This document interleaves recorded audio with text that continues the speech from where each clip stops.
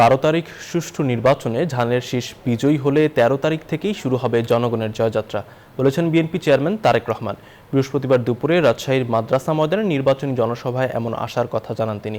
বলেন, নির্বাচন বানচালে চক্রান্ত চলছে, এমন পরিস্থিতিতে সজাগ থাকতে হবে সবাইকে। 22 বছরের দীর্ঘ ব্যবধান পেরিয়ে আবারও রাজশাহীবাসীর মুখোমুখি তারেক রহমান। জনতার উচ্ছ্বাসের পাল্টা অভিব্যক্তিতে বলেন, রাজশাহী তার আপন জায়গা। নির্বাচনী জনসভায় বলেন, দেশের মানুষ অনেক বছর ভোট দিতে পারেনি, কিন্তু অধিকার ফিরে পাওয়ার আশা হারায়নি শেষ পর্যন্ত। স্বৈরাচার পতিত হলেও নির্বাচন আবারও নস্যাৎ করতে একটি মহল ষড়যন্ত্র করছে, তাই সবাইকে সজাগ থাকতে হবে। তারা চলে গেছে যারা ভোটের অধিকার কেড়ে নিয়েছিল, কিন্তু আরেকটি মহল ষড়যন্ত্র শুরু করছে, ভেতরে ভেতরে ষড়যন্ত্র করছে কিভাবে এই নির্বাচনকে ক্ষতিগ্রস্ত করা যায়, কিভাবে বাধাগ্রস্ত করা যায়। তারেক রহমান বলেন, জনগণের স্বপ্ন বাস্তবায়নের দায়িত্ব দিতে হবে সেই সব মানুষকে যাদের জনগণের প্রতি জবাবদিহিতা আছে। বিএনপি শান্তিতে বিশ্বাস করে, বিভাজনের রাজনীতি নয়, ঐক্যের পথেই হাঁটতে চাই তার দল। আহ্বান জানান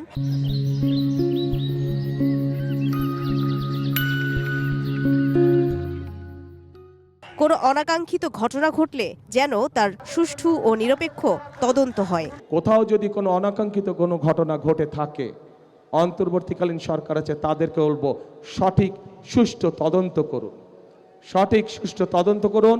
সেই তদন্তে যদি বিএনপির কোনো ভূমিকা থাকে, সঠিক তদন্ত করার জন্য আমরা সহযোগিতা করব, সাহায্য করব। তারেক রহমান ঘোষণা করেন, বিএনপি ক্ষমতায় আসলে 10,000 টাকা পর্যন্ত কৃষি ঋণ সুদ সমেত মওকুফ করা হবে, চালু করা হবে কৃষক কার্ড।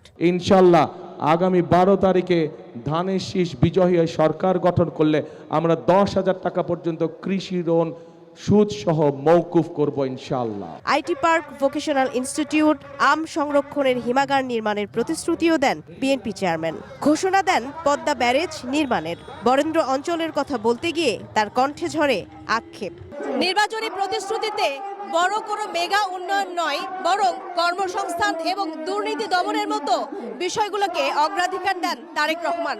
একই সাথে বলেন, এইবারের নির্বাচন বাংলাদেশের ভাগ্য নির্ধারণের নির্বাচন, যার জন্য বাংলাদেশের পক্ষেই ভোট দেবার জন্য জনগণের প্রতি আহ্বান জানান তারেক রহমান।